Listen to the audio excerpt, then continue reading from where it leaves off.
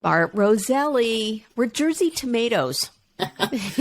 We are Jersey tomatoes, yes. It's very nice to speak with a fellow Garden Stater.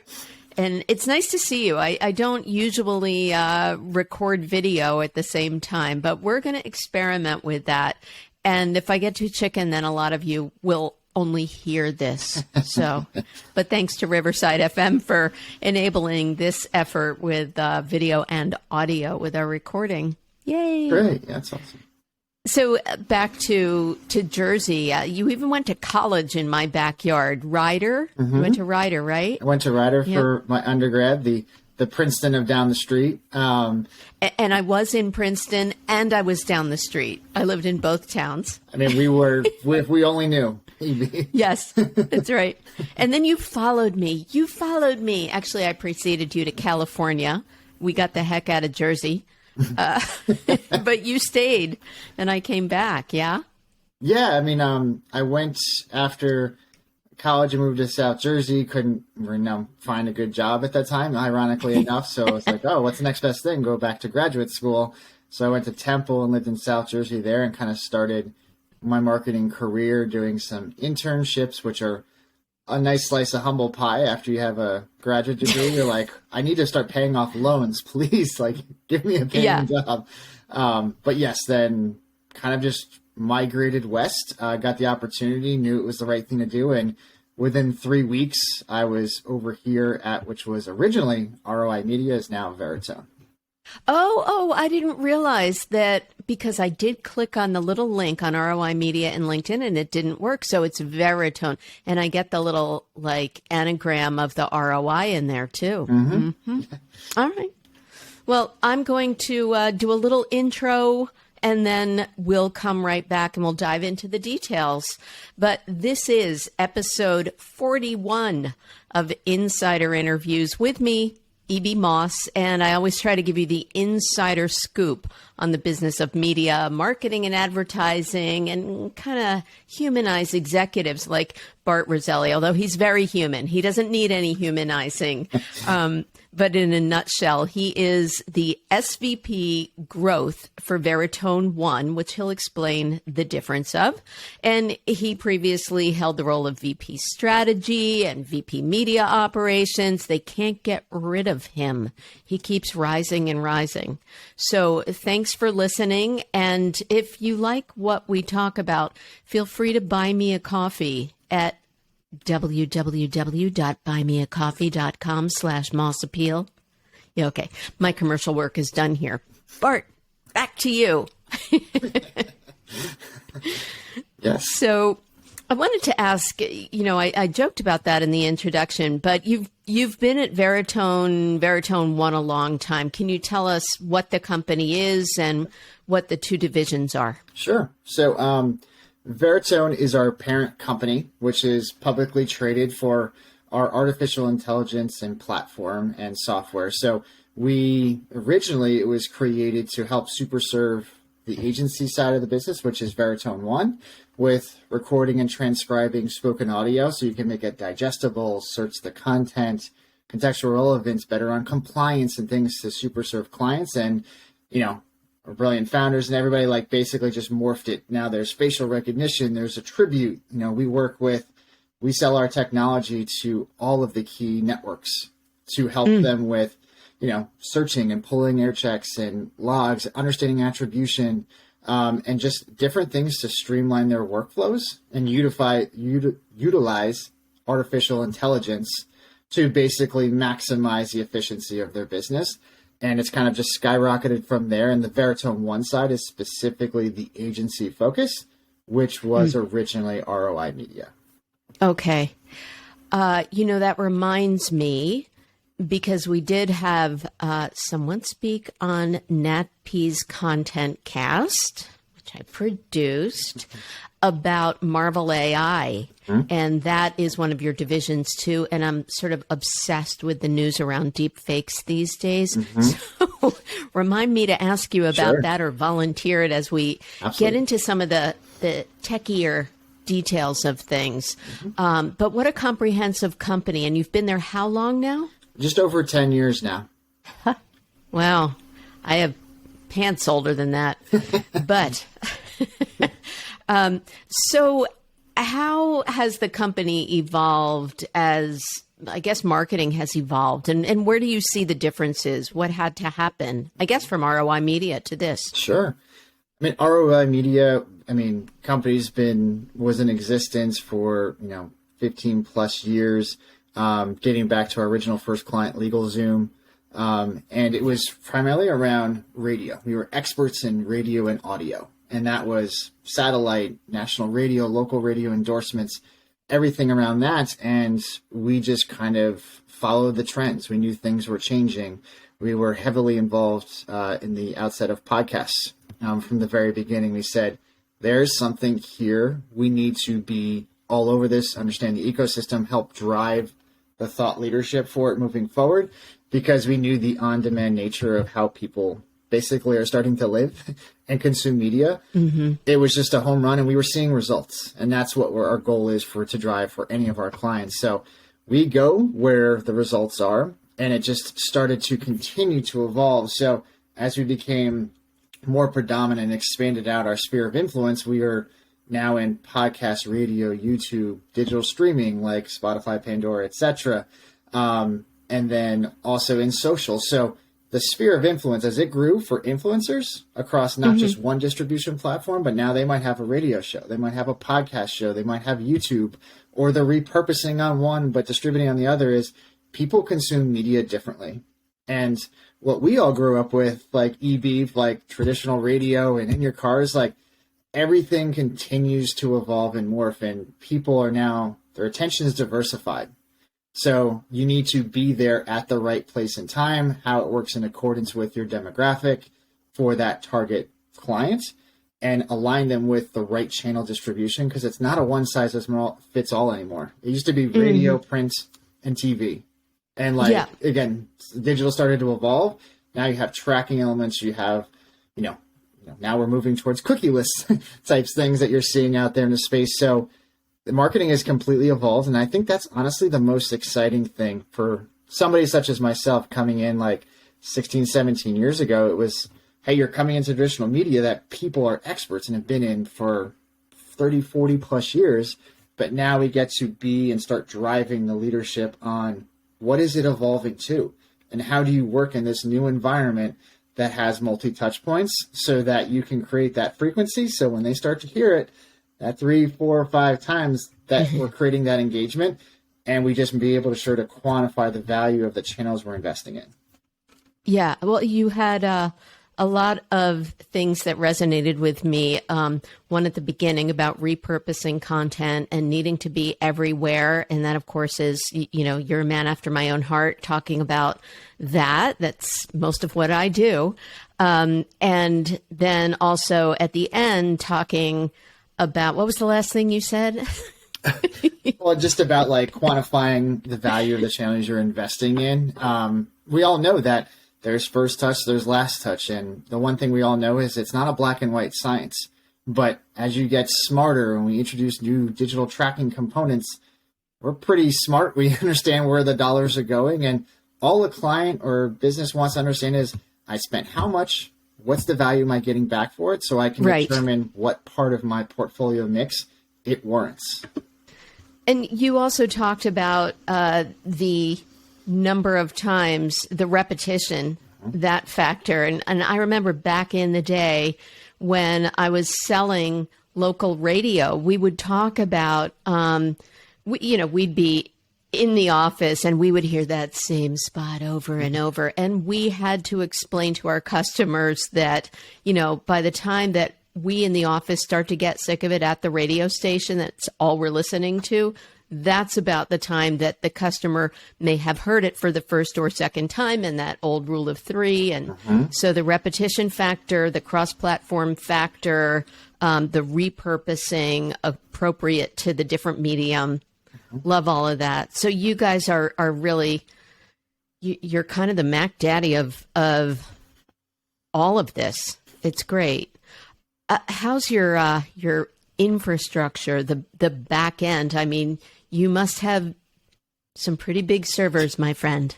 It's robust, and the analogy of it takes a village is, I think our village is a civilization at that point. But we have everything from compliance teams, and we're really fortunate because of our parent company's technology background as we get to tap into them and the brilliant engineers that work on this stuff. So, when you need insights quick and fast, but also where most influencer campaigns, people have to request air checks. Like it's still at this, really kind of rudimentary fashion. Like we get that stuff transcribing into our platform within minutes.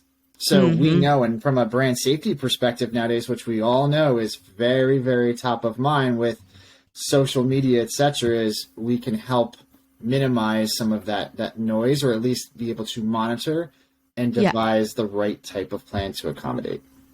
Wow. I'm sold on Veritone. Now, I usually like to save the projection questions for the end, so leave us with your future vision. But you guys have evolved so much along the way that I want to know now, and then we'll come back to the now, what your projection is for, what might come out of the pandemic, how we're going to see some big changes in the next few years. Yeah.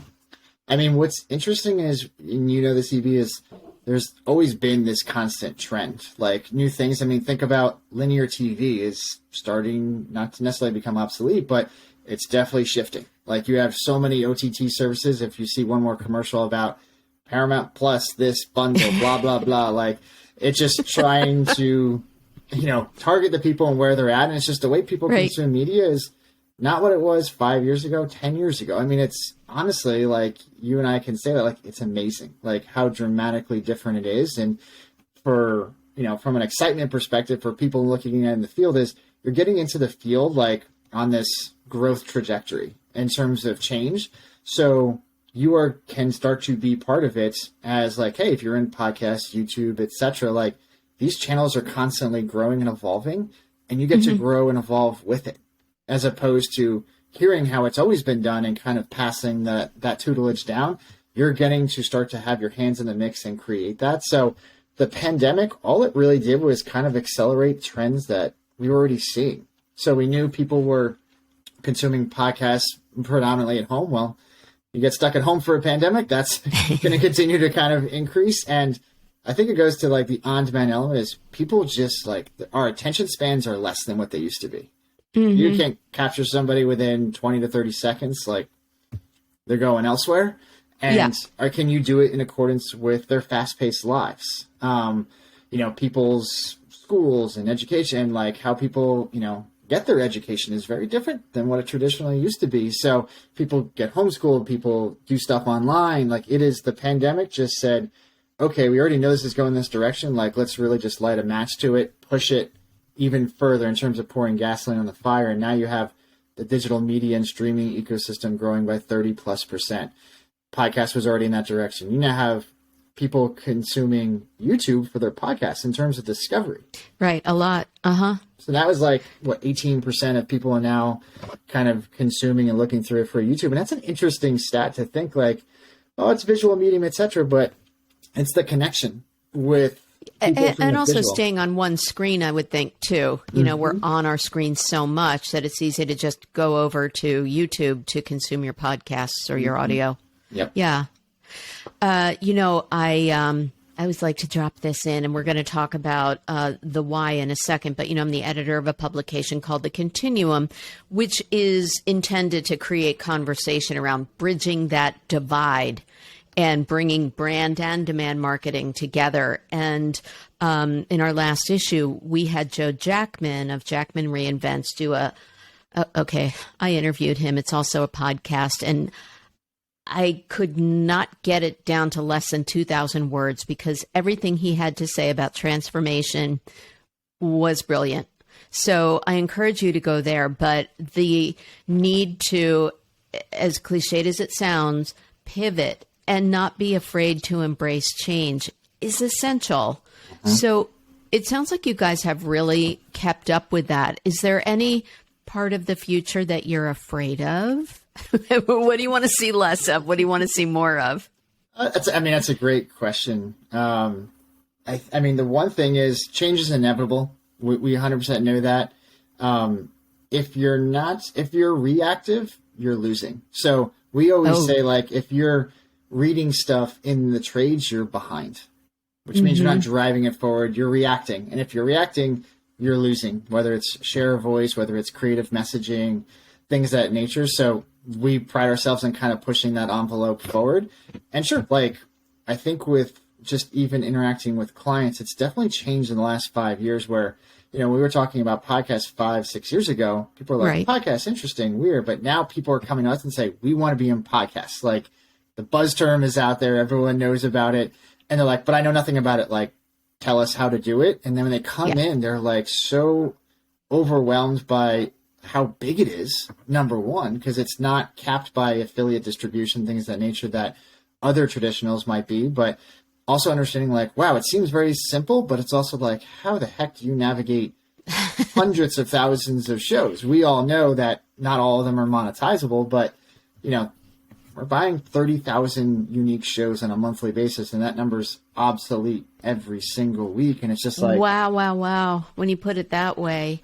And so with your big giant servers, you're able to help them navigate and identify. How do you advise your clients on the proper place to put their message? That is like rule number one, where I said, if we didn't have our technology, like, I mean, that's, we talk about fishing in the pond, like this is the ocean.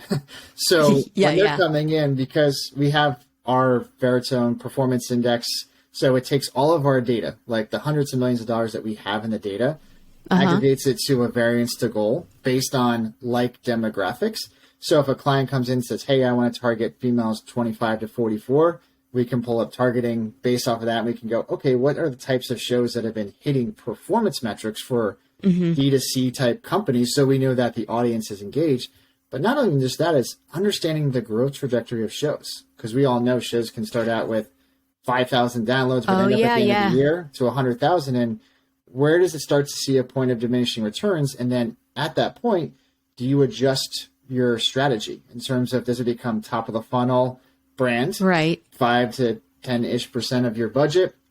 Or is there a way to strategically flight the media differently to account for that? Because you still want to be in the shows that you don't want them to get huge and then you just exit stage left. But how do you evolve your strategy so that you're not just taking a one-size-fits-all approach? So the data helps us guide that. So when we put stuff on a plan, we know that these are working for our direct response clients in a variety of different verticals. We know the audience is engaged. We know they have money because they're responding and purchasing things on a heavy subscription or heavy return on ad spend model, and you can do it with confidence. And then as you start to grow, then you can start taking advantage of new shows, which sure brings some risk, but we also kind of classify it as an undervalued stock.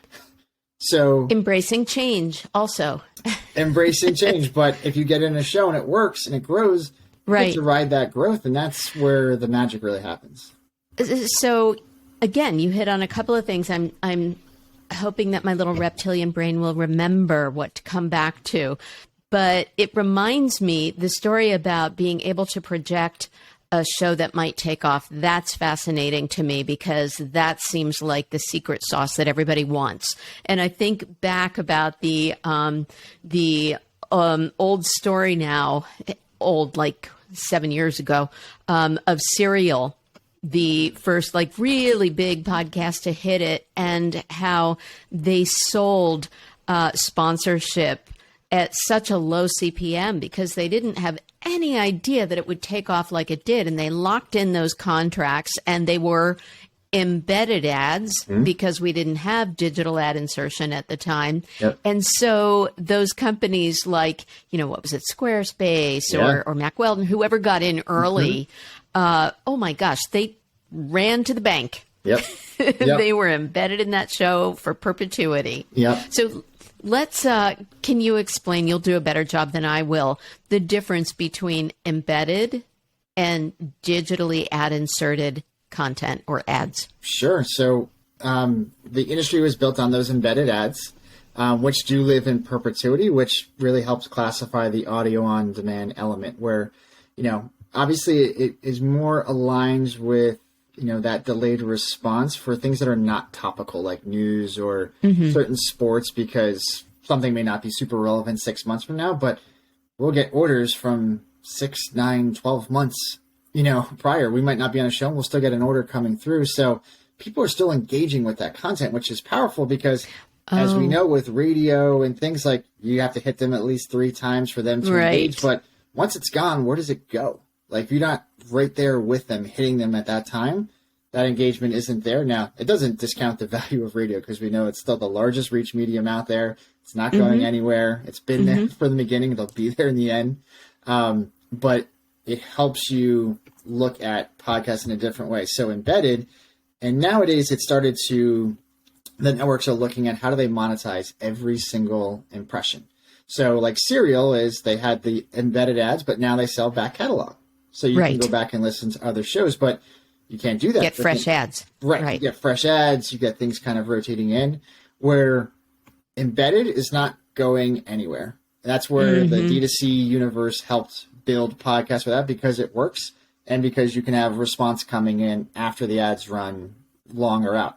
Digital ad insertion technology allows, shows that can either do back catalog, upfront catalog. You can insert ads at different spots of the show.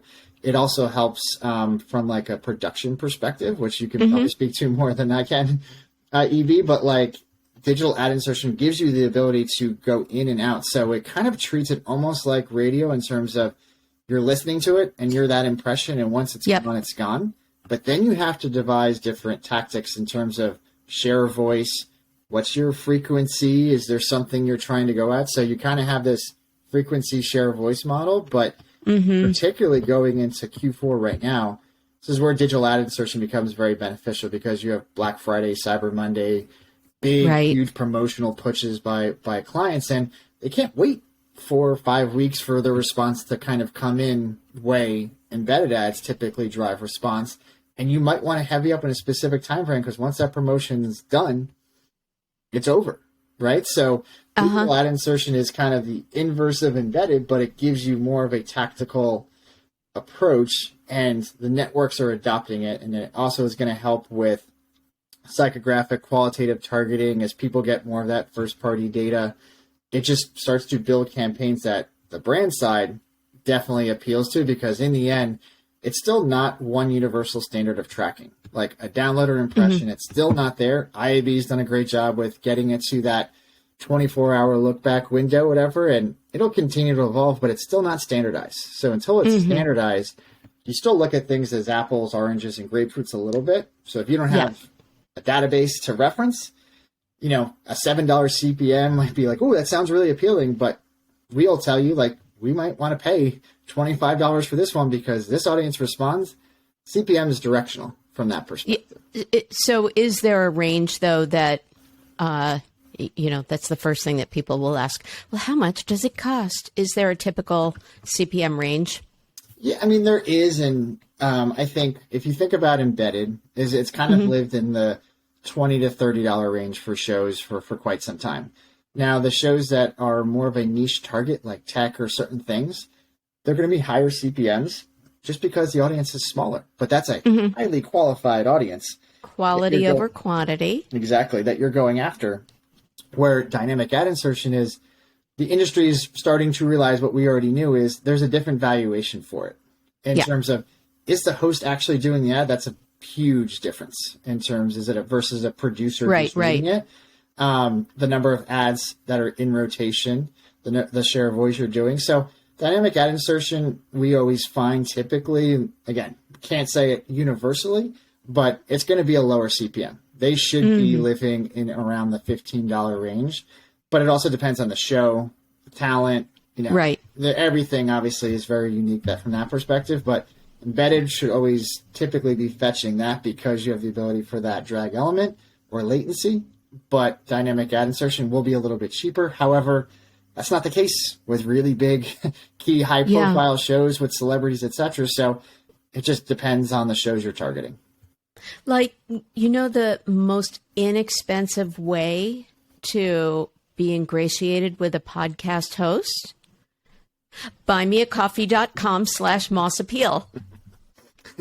I've gotten 2 cups of coffee at $5 a pop so far. Otherwise, this is, as we say, a lost leader, my friends. Just saying, Bart. Got it. Okay.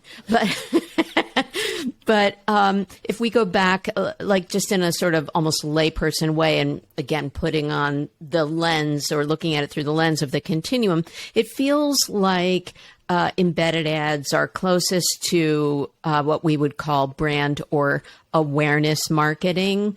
A little bit more generic, a little bit more of the long tail kind of build, not time locked, and then digitally ad inserted ads. While they should still have excellent creative and can speak to brand marketing, feel a little bit more like the performance or demand side, because there is a little bit more instant trackability and often has an offer and a call to action associated with it more so. That's the way I'm looking at it anyway.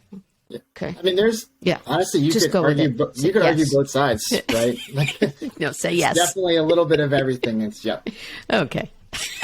All right. I was trying to bring it back to the continuum brand. So where do you stand on the brand and demand continuum when you are advising clients the awareness and performance goal? And I'm also going to grill your counterpart, Stephen Smick, who he focuses a lot on podcasting and influencer, I think, right? Yep. Yeah. So we'll get you Yep. both on the continuum from this, but what do you think? The first thing we do, and it sounds silly, Evie, but the first thing you do is you have to understand what the client's goals are. Like how you would target a Coke versus how you're going to target at somebody that just got seed round A. Very different. Yeah. Very different, right? Embedded ads typically have been the better performers from that perspective, but there's also clients that, they want to test a lot of creative, which is extremely beneficial, as you can speak to that. And you want to understand what's the right messaging. Well, embedded doesn't really afford you that creative test mentality, because while it's extremely powerful and integrated with the content and the influencers giving that endorsement, you're running copy points and things that are different, where a produced ad or a scripted ad is very different. So it depends on what the client's goals are. Typically when they're coming in, they usually have to say I need some kind of return to validate the channel. So typically they're coming in with that, but a lot of it also depends on, if they are always constantly running offers that change and they're trying to do a lot of that testing. Well, if you're running an embedded ad, you can't swap those out, nor are you going to want to strip them out. So you might have an offer that's living out in some form of perpetuity that might be obsolete. So then maybe the dynamic ad insertion approach is, well, once it runs, and then it's out there outside of the universe. So typically clients will come in focusing on embedded, but if they have holiday promotions, seasonality, we're absolutely going to use. So this ecosystem is going to work synergistically together. It's going to be impossible to just do one or the other. And frankly, from a beneficial perspective, you're going to want to do both. And clients just need to determine is when can they start to validate that top of the funnel 10, 15% of their budget that may not tie directly to I spent this much and it drove this much, but it's aiding search. It's aiding branded search, aided search, things of that nature. So, and then that helps the overall pie of what they're trying to do with their transactional based buys. So that's probably the long-winded indirect way of answering it. But it's definitely something that with the advancement of DAI, pixel tracking, et cetera, it's not going away. It's always going to be there. It's just going to be what makes the right sense for client A versus client B versus client C. Very senatorial of you. Wait, is that the right word? Very Switzerland of you. No, very logical of you. I liked your answer. Let's put it that way. And you also gave some great answers in a June episode of Heather Osgood's podcast called Podcast Advertising Playbook. So while I would encourage you to play this episode back, I know I'm going to have to about 4 times for it to sink in. You can also listen to Bart on that episode with Heather. She's one of my favorite people from True Native Advertising as well. But that's what happens when you get a smart guy in the room who knows how to talk the talk. So I do want to sort of talk about the other aspects of what you are working on, what you're advising clients on. And as teased at the beginning, I'd love to talk about what Marvel AI is up to. Sure. So from a little bit, and then I'll dovetail into Marvel. So right now, speaking to what we just talked about, which is the diversity and basically how people are consuming media is changing. And you need to be everywhere. So you can't just buy 2 channels and cross your fingers and have a nice day. And I think Facebook and certain platforms have motivated things, because it's always been surprising how many clients put all their eggs in that basket for an ecosystem they don't control. So there's not to say that that's not valuable. Like, everybody knows that that's Facebook marketing's worked extremely well. It's just, how do you diversify your portfolio? So I'm focusing with our team on is how, when clients come in and their goals are XYZ, is how do we test multiple channels from a cross-channel attribution element and make sure that we're not just thinking myopically, knowing that that customer that person who they're trying to hit, they might hear the podcast ad once, but then we need to hit them when they're listening to Spotify, Pandora, iHeart, etc. Or they also consume on YouTube. And I think what has been the most exciting to see from a data point perspective is everyone used to always think like, oh, the podcast people don't have money. Completely wrong. There's genres like the gaming community, which I will fully admit myself was, 10 years ago, if you would have said like, hey, that's a high quality, rich customer, I'm like, yeah, it's gaming. I don't know. It doesn't make sense. You'd be surprised. You can grow on that one. They are phenomenal audience from that perspective and extremely loyal. So, kind of focusing on the right partners. But the biggest thing is building a sphere of influence.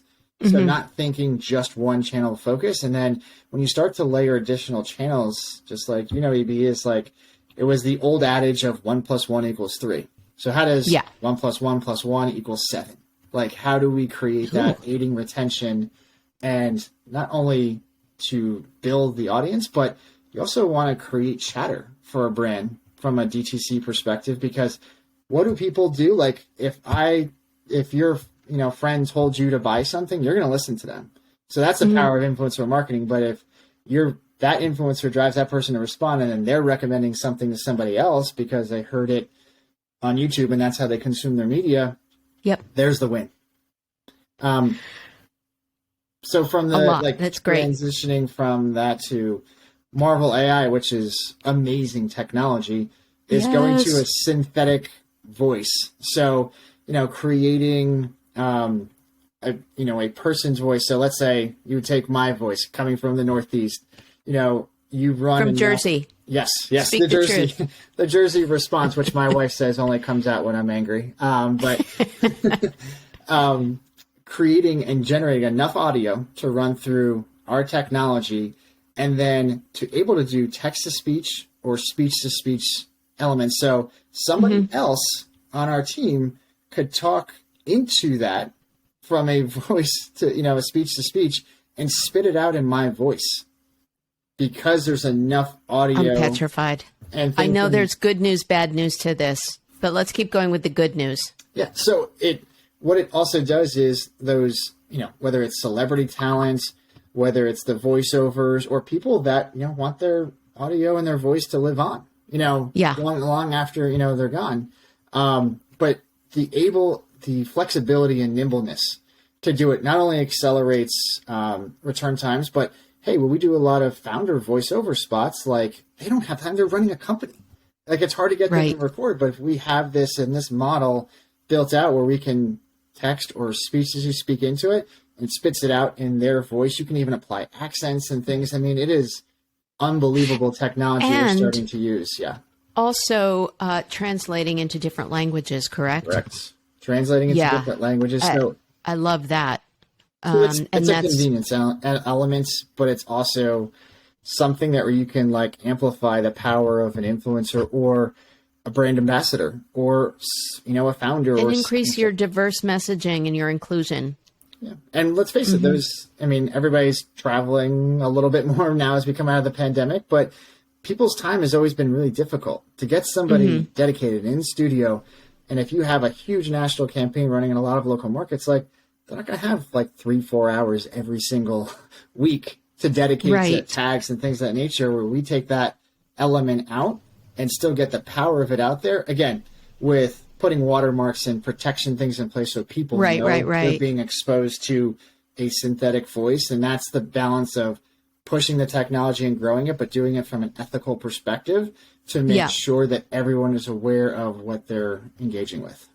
Yeah, and I think that approval and watermarking is going to be essential. My last episode, I interviewed Pearl Servat of Visible, and they use, for example, Kevin Bacon as one of their spokespeople. So for them to pay Kevin to sit in the studio, and as we talked about, it's important to have customization and be everywhere. And for him to repeat the message by changing what might need to be 5 words, especially if you're either A/B testing or doing geo-targeted messaging, that's going to cost a lot.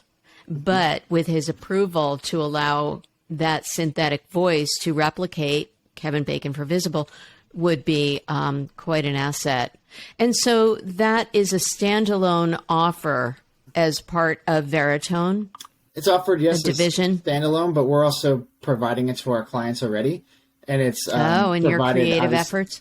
Yep. So it's done on that perspective. And, there's been some interesting engagement. We used DraftKings and Ross Tucker, who's a prominent influencer in the Northeast. And he just doesn't always have the time to kind of do that. So we started running that out there recently, which is seeing nothing but success based on the quality of that. So we are offering it as an element to clients, and it's also becoming extremely cost proficient. The more it kind of runs through whatever, and can be cheaper than what you might see in other cases. So it becomes efficient from a pricing, but also like a logistical perspective, but then just opens up a world where the goal everybody wants is like to constantly evolve their messaging, whether it's chronologically or telling a story. And if you're limited by certain things, whether it's a talent or ambassador who can't get in the studio, you potentially minimize the growth and evolution of what your brand represents. So this is going to help, supercharge that for the clients that are ready to kind of engage there. So I'll wrap it up with the word that you used just now, growth. What do you think the biggest areas of growth are, both for those who are advertising and those who are facilitating the advertising? I think the biggest growth is the continued development of tracking. That's from like a selling and a operational perspective, but the brands have always been hesitant to come in something that's not standardized. So you want them engaging with that and understanding it. I think they're just going, wow, we need to really be a part of this industry. It's $1 billion plus. It's going to be multi-billion, in a few years from that perspective. So how do we think differently outside of just the traditional ways of doing it? So growth from that, but I think the audio landscape where you're going to be in 5 or 6 channels, people need to think of audio outside of the myopic way of just radio. And it's radio. 100%. Yes. It's podcasts, it's YouTube.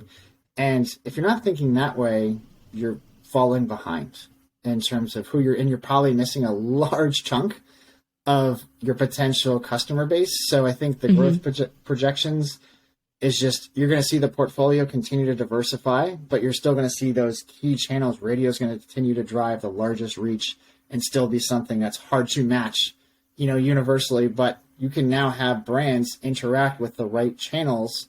And if you're not thinking of channels plural, then again, you're thinking about audio and your marketing incorrectly, and you're probably missing a large chunk of who would be out there.